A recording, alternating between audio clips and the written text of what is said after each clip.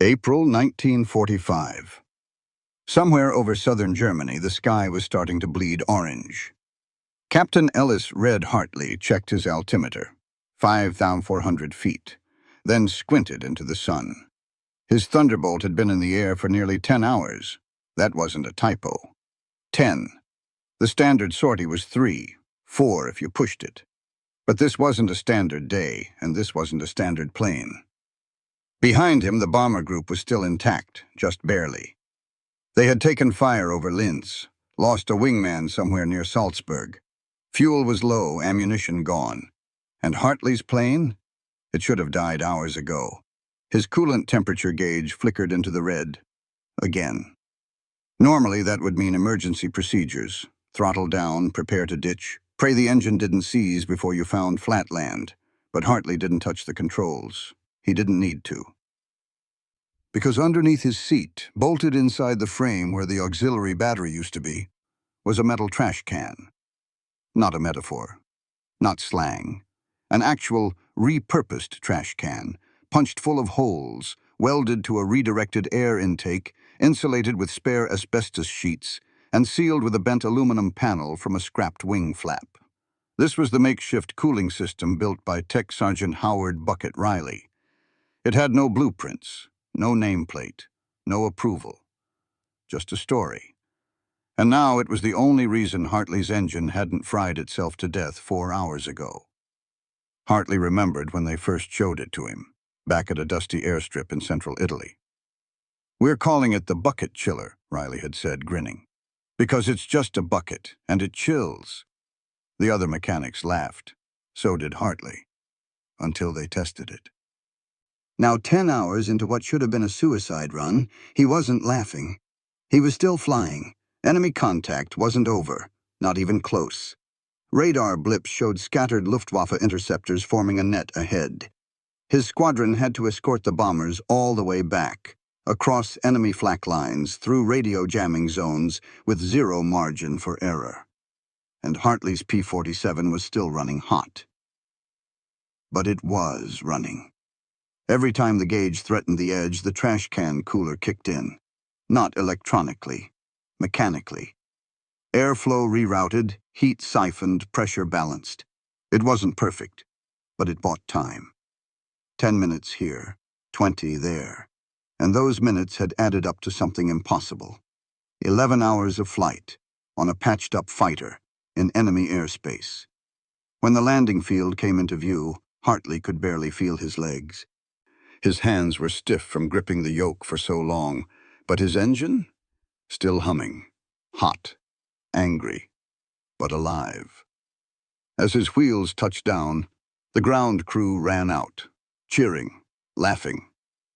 One pointed at the trash can system and said, "Goddamn, Bucket did it." In the chaos of WW2, most stories vanish. Most names blur into rosters, reports, and statistics. But this one? This started with a piece of junk, and ended with a fighter escort surviving what no one thought possible. And it all began with a mechanic who looked at a failing system and decided a trash can would do just fine. In 1940s military aviation, the doctrine was gospel. Engines were designed by engineers in Detroit, Cleveland, or Long Island, not in hangars, not on the fly, and definitely not by enlisted grease monkeys with high school diplomas. Cooling systems, in particular, were treated as sacred tech, finely tuned balance points of airflow, fluid dynamics, and metallurgy. You didn't mess with them, you maintained them, period. If a plane overheated, you landed it. If the radiator cracked, you replaced it, eventually when spares arrived. If the coolant pressure spiked mid-mission, you hoped it didn't get worse before you made it back. That was the reality. Cooling systems were black boxes to most pilots. Essential, but untouchable. That's why when Tech Sgt. Howard Riley rolled a dented aluminum trash can under a grounded P-47 and said, "I'm going to build a backup radiator out of this," the laughter echoed across the hangar. His commanding officer stared. "You're joking." "I'm not," Riley replied, matter of fact. You think you can outsmart Republic Aviation with a garbage can? No, sir. I think I can keep one of your planes in the air long enough to matter. The room fell silent. Because as ridiculous as it sounded, Riley had data. Over the past month, 5 Thunderbolts at his field depot had returned early or failed sorties altogether because of overheating. Summer temperatures across Italy and southern Germany were brutal. Dust clogged radiators. Shrapnel tore through coolant lines. Worst of all, long escort missions were extending flight times beyond what the cooling systems were designed to handle. Maintenance logs were full of notes like, engine temp redlined at 7 hours, or had to break formation, coolant pressure failure, not battle losses, design limitations. To Riley, this wasn't a mechanical failure. It was a tactical one. And the top-down belief that cooling innovation only came from corporate labs, that was killing pilots. He wasn't against engineers, he admired them. But he understood something they didn't. Engines in war don't run in clean labs. They run with half-melted manifolds, patched ducts, and duct tape where precision parts used to be. Real combat needed real improvisation. So Riley ignored the laughter. He got to work. The trash can wasn't symbolic. It was practical. Round shape for airflow, metallic body for heat conduction, easy to mount, and available everywhere. He began experimenting. Carving airflow fins, drilling heat dump ports, lining the interior with asbestos cloth salvaged from flak jackets. Then he rerouted a secondary airflow channel from the oil cooler vent and rigged a thermal bypass valve, made from a modified fuel line pressure sensor. It wasn't pretty, but it was brilliant. Still, when he pitched it, the rejection came fast. No official testing, no manufacturer specs, no precedent. It's not regulation, one officer barked. And that was the misconception that almost killed the idea, that effectiveness needed permission. Riley didn't ask for permission again. Instead, he found a pilot, Captain Hartley, whose regular engine was down for maintenance. Hartley didn't mind flying junk. He liked weird. And when Riley explained the system, Hartley smirked. "You're telling me this tin can's gonna keep my engine from frying?" "No," Riley said. "I'm telling you it'll keep you alive when the real one fails." And that was enough. That flight lasted 4 hours longer than any other in Hartley's logbook. He came back with engine temps hot, but stable. Riley's cooling rig wasn't theoretical anymore. It was functional. But no one in command cared. The logs were silent. No recommendations for replication. The official line remained. Cooling systems are factory-built, lab-tested, and field-maintained. But in one dusty hangar, next to a stack of unused intake filters and a chalkboard full of heat curve notes, a trash can was humming quietly, drawing heat from a war machine that should have burned itself to death. And somewhere in the back, Riley grinned. Because he knew what they didn't. The factory doesn't always know what the battlefield needs. Before he was Tech Sgt. Howard Bucket Riley, he was just a Nebraska farm boy with too much curiosity and not enough patience. The son of a tractor repairman, Riley grew up in machine sheds instead of classrooms. By age 12, he could strip a crankshaft blindfolded. By 17, he was rebuilding combines from scrap and trading custom-fitted carburetors for cash. He never finished high school. He didn't have to. He spoke fluent engine. So when the U.S. Army Air Forces needed bodies for the European theater, Riley signed up without hesitation. Not for glory, not for medals, but because war, to him, was a machine. A broken one. And machines could be fixed. By early 1945, he was stationed at a muddy, wind-blasted airstrip near Ancona, Italy. The air was dry, the terrain dusty, and the planes, especially the P-47 Thunderbolts and P-51 Mustangs, were running hotter than they were ever designed for. Mission durations were increasing. Weather conditions were brutal. And enemy flak often meant aircraft came back damaged, patched, and redeployed in record time. The official cooling systems couldn't keep up. Thunderbolts were workhorses, yes, with their massive radial engines and legendary toughness, but even they had limits. When pushed past 8 hours in hot weather, their oil and engine temps began to climb past safe thresholds. And the P-51s, designed for high-speed, high-altitude runs, struggled even more when forced into extended low-altitude escort patterns or sustained dogfights.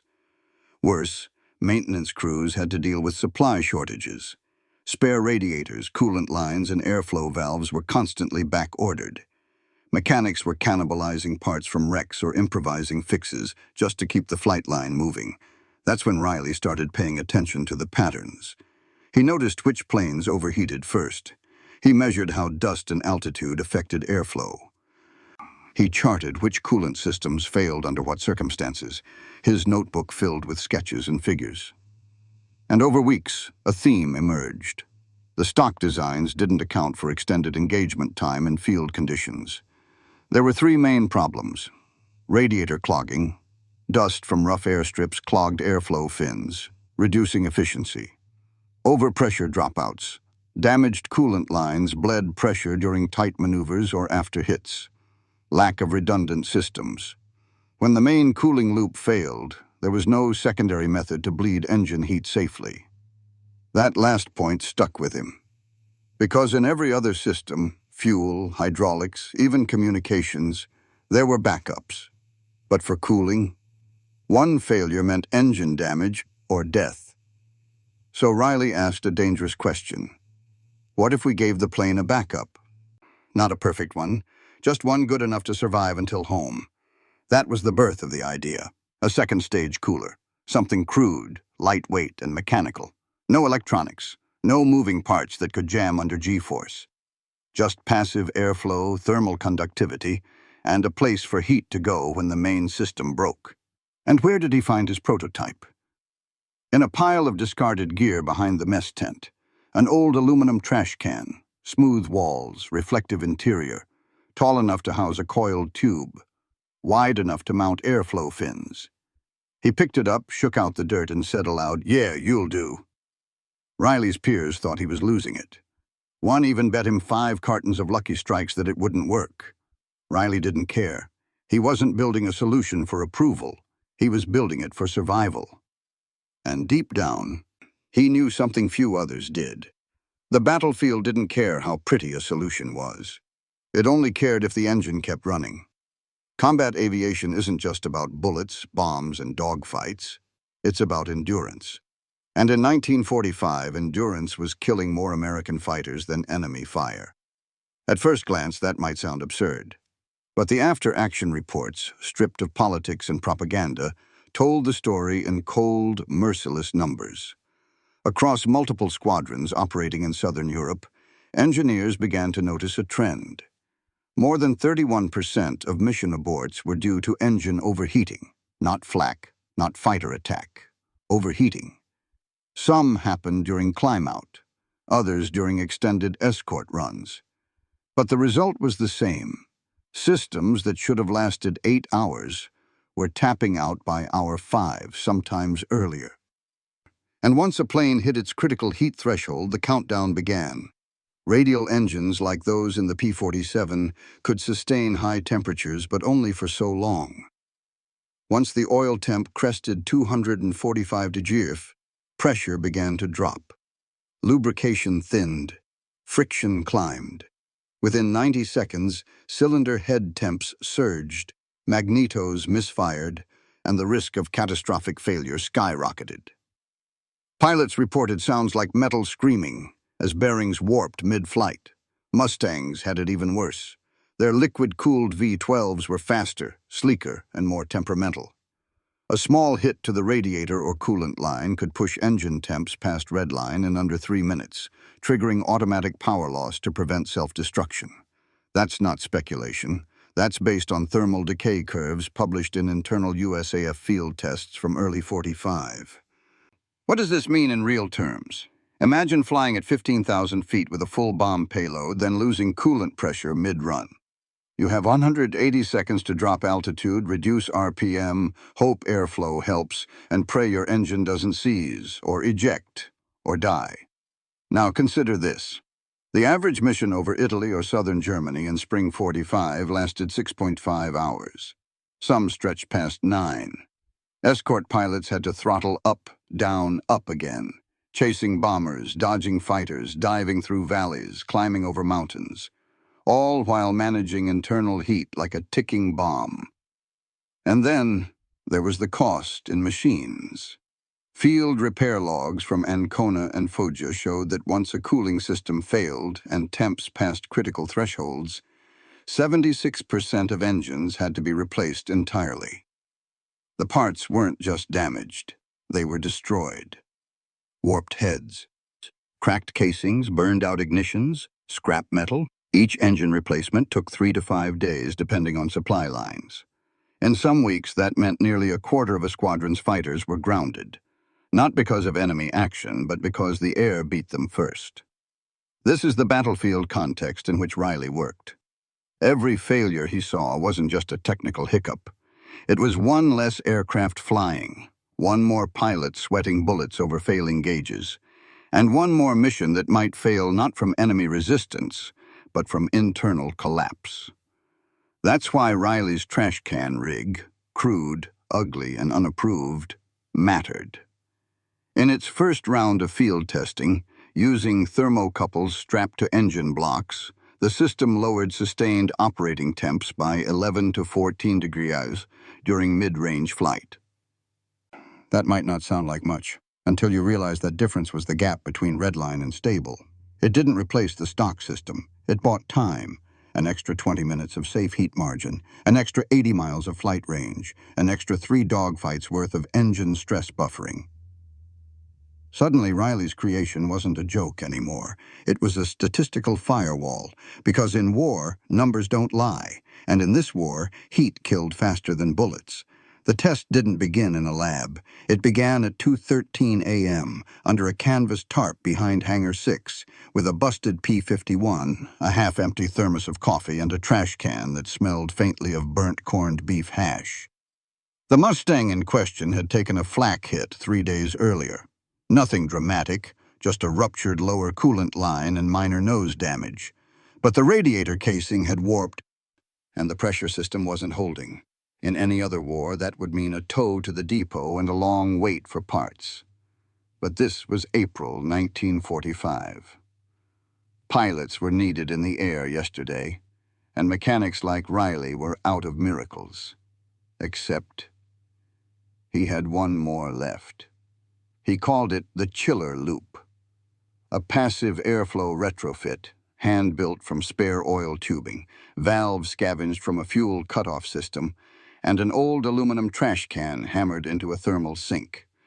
No moving parts, no wires, just thermodynamics, redirected airflow, and raw stubbornness.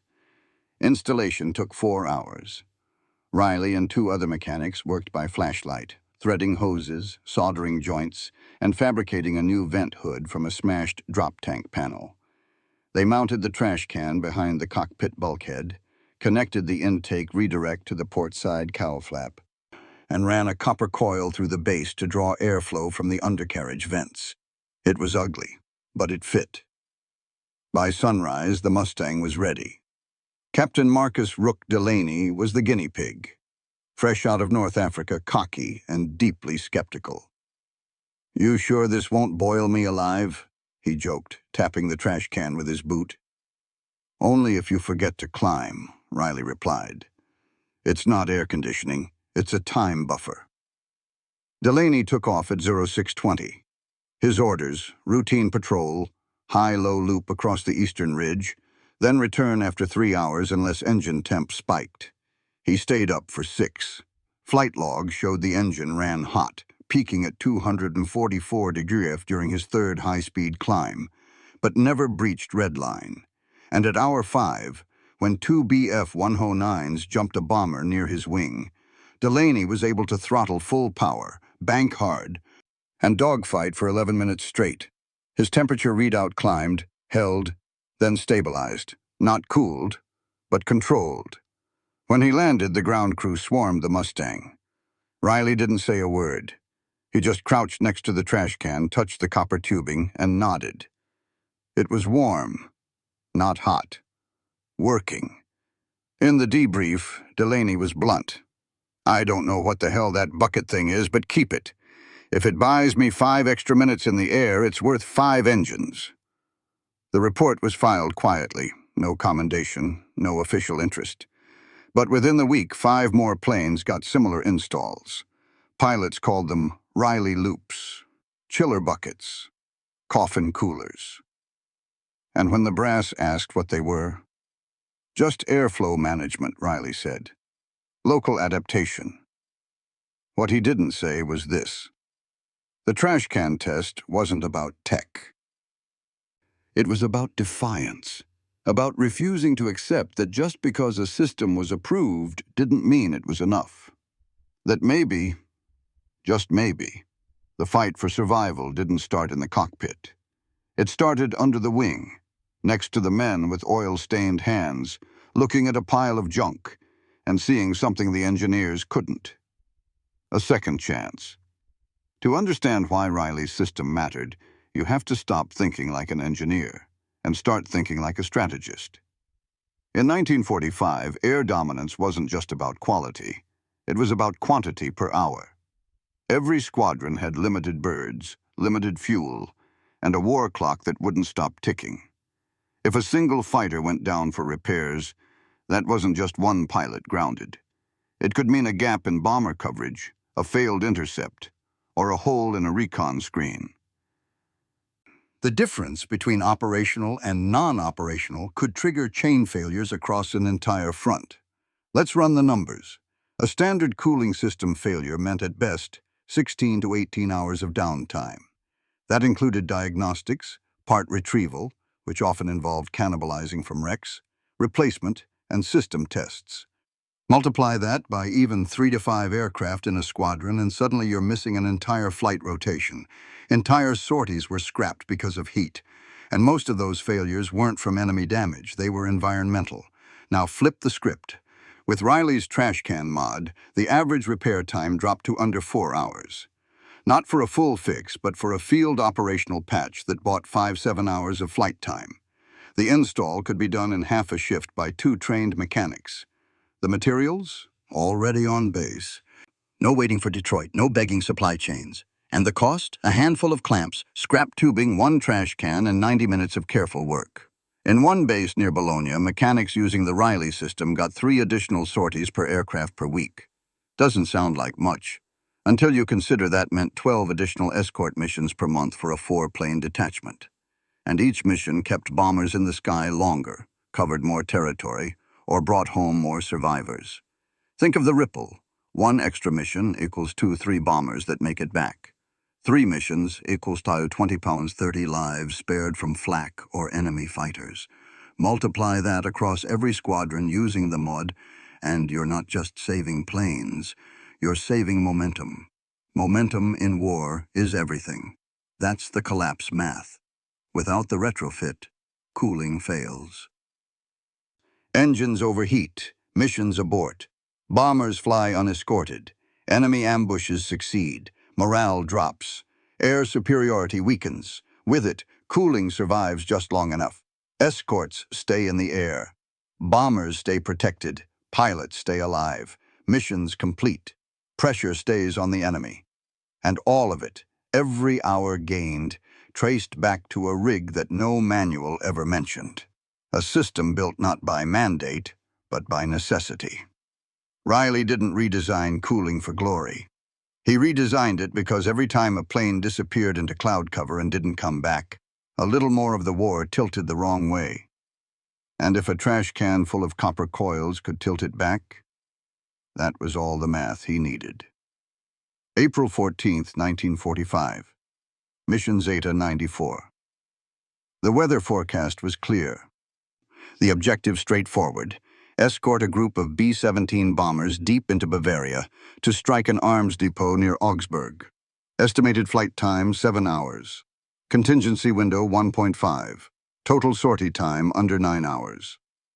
But things don't go according to plan in war, especially not when the Luftwaffe knows exactly where you're headed. Captain Ellis Hartley had already flown 36 escort missions.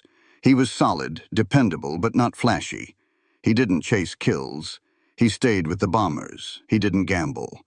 That morning, he rolled out his Thunderbolt, patched, repainted, and retrofitted with Riley's infamous cooling bucket. The chiller rig, his crew called it. He hadn't used it yet. He hoped he wouldn't have to. 2 hours into the mission, the formation encountered its first problem. A crosswind drift over Austria pushed the bombers 10 miles off course. No big deal, until radar picked up flak zones not marked on their maps. By the time they adjusted course, they were burning more fuel and flying longer than planned. At hour 5, a squadron of Me-109 swept in from the east. Hartley peeled off with 2 wingmen and entered a wide-arc dogfight that pushed his plane harder than any flight he'd taken in months. When the fight ended, 2 German fighters downed, 1 wingman lost. His engine was running hot. Too hot. Oil temp at 242 degrees F. Cylinder head temp brushing 435 degrees F. Pressure holding, but just barely. In a normal plane, that would have been it. He'd have throttled down, exited the mission, and limped home hoping the engine wouldn't seize halfway. But Hartley toggled the auxiliary airflow redirect. The Trashcan mod engaged, passively, without fanfare. The redirected airflow kicked into the rear-mounted coil. Radiant heat dumped into the surrounding compartment. Engine temps stabilized. Not cooled, but flattened. He stayed in the fight. At hour 7, the B-17s were delayed again, another diversion to avoid enemy intercept. The new course extended the mission time to over 10 hours. Hartley had now been airborne for 8.5. He radioed in, "Running hot, but I'm green. We'll stay with them." By hour 9, no one in the squadron expected the Thunderbolt to hold. They watched its heat signature spike on visual overlays. But still, Hartley flew. The final leg of the mission saw scattered resistance. Light flak, 2 FW-190s. No kills, but no losses either. Hartley's plane wobbled on descent, but the engine didn't give out. Total flight time when his wheels finally hit the tarmac, 11 hours and 4 minutes. When he climbed out of the cockpit, his flight suit was soaked with sweat. His legs were jelly, but his engine block read 239 degrees, just under the red line. The flight engineer checked the Trashcan mod. "Still warm," he said, nodding. Riley was already on site. He didn't smile. He didn't gloat. He just patted the cooling shroud and whispered, "Told you you'd get home." That flight became legend in the unit. Not because of the kills, but because it proved something no one wanted to admit. The official cooling system wasn't enough anymore. It took a mechanic's trash can to finish the war's longest escort mission, and no one ever called it junk again. Not long after Hartley's legendary flight, word of the trash can cooler rippled across the airfields of southern Europe. Pilots whispered. Mechanics leaned over engine blocks and swapped rough sketches. And in a tiny forward operating base near Lake Balaton, Hungary, one squadron decided to build their own. The 309th Fighter Squadron had a problem. Their mission profiles were getting longer, and their stock of replacement cooling systems had dried up. 4 of their P-51s were grounded after back-to-back missions. One engineer calculated that if current failure rates continued, their flight-ready strength would drop by 30% in 10 days. Enter Staff Sergeant Neil Bram, a quiet, obsessive tinkerer with a reputation for solving problems with a welding torch instead of paperwork. Bram had heard about the Ancona mod. He didn't know the details, but he knew the outcome: over 11 hours in flight, and the plane didn't cook itself alive. That was enough. Using a spare oil drum instead of a trash can, Bram and 2 mechanics spent the better part of a night fabricating a knockoff. They stripped an old intercooler unit for copper tubing, rerouted vent air using scavenged ductwork, and used a shredded tent flap as insulation. The final touch? A hand-scribbled stencil on the drum. Cooler 2.0, no touch. The first plane to carry the clone was piloted by Lieutenant Denny Rourke, a seasoned escort flyer known for pushing aircraft to their limits. He volunteered without hesitation. His flight, a 5-hour escort run to intercept German troop movements near the Czech border. Nothing fancy, just range, altitude, and time on station. Midway through the mission, Rourke reported a sharp oil temp spike. Standard response: reduce throttle, disengage. But he stayed on mission. 2 hours later, his coolant reading stabilized, and then surprisingly started to drop. The field mod was working. The drum was absorbing just enough thermal overflow to extend the engine's safe operating window. Not indefinitely, but long enough. When Rourke landed, he rolled right up to Bram's workspace and cut the engine. "Whatever you did," he said, pulling off his gloves, "build 3 more." By the end of the week, 7 planes in the 309th were flying with Cooler 2.0 rigs. None failed, none overheated. And for the first time in months, the squadron reported 0 aborted missions due to heat. More importantly, the 309th picked up 2 back-to-back bomber rescue runs that were supposed to be handed off to another unit. They were the only ones still airborne and operational after a wave of engine failures grounded nearby squadrons. Their success wasn't celebrated in headlines. No one in Washington read the cooling mod logs. But inside that hangar, among the men with cracked knuckles and sunburned necks, it was gospel. Bram's clone, Riley's original, whatever you called it, had shifted the odds. And it proved a simple truth. Good ideas don't care where they come from, even if they start in a trash can. When the war ended, the history books didn't mention the trash can. No citations, no blueprints in museums, no post-war engineering articles praising its airflow curves or heat transfer coefficients. Instead, the record showed that in the final 6 months of the European campaign, the U.S. battered escort fleet saw a measurable decrease in overheating-related aborts. Despite increasing mission lengths, tougher flight conditions, and rising ambient temperatures during spring and summer. Some historians attributed the improvement to better fuel. Others credited updated mission planning. A few guessed that airframe maintenance had simply improved. But on dusty runways from Italy to Hungary, the mechanics knew. They knew it wasn't fuel. It was fire control, improvisation. It was Riley, Bram, and every no-name tech who stared at a fried engine and thought, "I can do better." Tech Sgt. Howard Riley never patented the design. He never pushed for official recognition. In fact, he left the service in October 1945 with nothing more than a letter of recommendation and a box of tools. But his invention, his absurd, cobbled-together but rule-breaking mod, flew farther than most engineers ever imagined. And that's the real verdict. Innovation isn't always born in laboratories. Sometimes it's forced into existence by desperation, stubbornness, and a mechanic who's tired of seeing pilots die because a factory in Ohio didn't account for Balkan dust or 9-hour sorties. Riley's trash can cooler wasn't elegant. It wasn't scalable.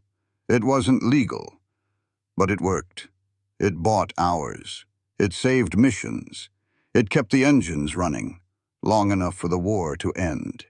And when the last Thunderbolt touched down on that final day, still burning hot but still alive, it was carrying more than a pilot and a payload. It was carrying the ghost of a mechanic who refused to let good enough be the end of the story. Because in the end, war doesn't reward the perfect design. It remembers the ones that flew. They laughed at the trash can. They scoffed at the coils, the pipes, the bucket stuffed behind a pilot's seat like an afterthought. They said it wasn't regulation, said it looked like a camp stove strapped to a war machine. But none of them were there on hour 9, or 10, or 11. None of them heard the desperate whine of an engine clinging to life while that scrap-rigged cooler bought another breath, another burst of power, another chance to fly instead of fall. That's what this story is really about. Not one mechanic, not one mod, but a battlefield truth. Some of the most important inventions in war aren't made in factories. They're made in moments of panic and brilliance, in tool sheds, in silence, by men who don't wait for permission, only for a chance to save lives with whatever they can find. This wasn't about building a new machine. It was about bending reality just enough to make the broken one work. So next time someone calls an idea impossible, stupid, or improper, remember the man who bent a trash can into a second wind, who turned junk into flight, who gave one pilot, then dozens, Something you can't find in any manual. A few more hours in the sky. Sometimes that's all it takes to win.